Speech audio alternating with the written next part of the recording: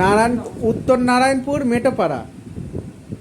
এই জায়গায় এসেছি ছত্তার ভাইয়ের বাড়িতে। ছত্তার ভাই নেই করে 28 বছর ধরে রোগে ভুগছে। সুগার, প্রেশার, কিডনির প্রবলেম, হার্টের সমস্যা, এমনকি ভেলোরেও গিয়েছে, চেন্নাইতেও গিয়েছে।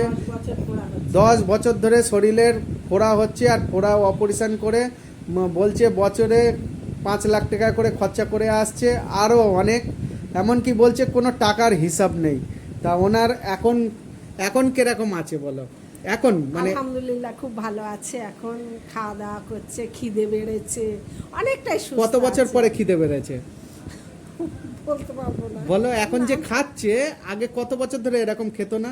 তা এরকম 8-10 বছরই মনে 10 বছর ধরে খেতে পারতো না, এখন খাবার শুরু হয়েছে, খুব ভালো খাচ্ছে। এখন প্রচুর খিদে হয়েছে, খালি আনো আনো করছে, খালি খিদে, শুয়ে শুয়ে খিদে হচ্ছে।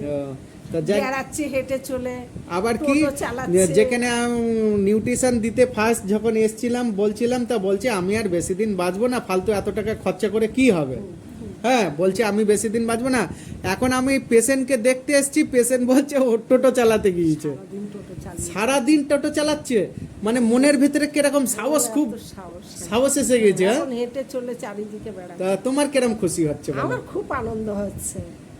খুব আনন্দ। আমি যখন এই নিউট্রিশনের বিষয়ে বলেছিলাম, তোমার কিরকম মনে হচ্ছিল? আমি তোমার কথাটা শুনে আমার মাথায় পুরো ঢুকে গেছে। তা তুমি যে আমার স্বামী সুস্থ হোক, আমি আর কিচ্ছু চাই না।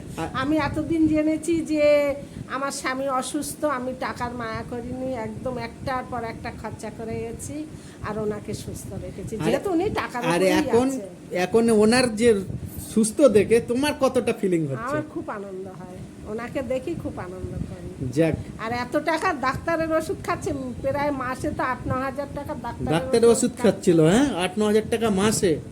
তা যাক, আল্লাহর ইচ্ছায় এই নিউট্রিশন খেয়ে যে বেনিফিট পেয়েছে, আর এই নিউট্রিশন কি জিনিস জানতে হবে, বুঝতে হবে, আর সবাইকে বলতে হবে না। আমি এখন সবাইকে বলে যাচ্ছি, সবাইকে কথা সবাইকে বলছি। কি বলছো?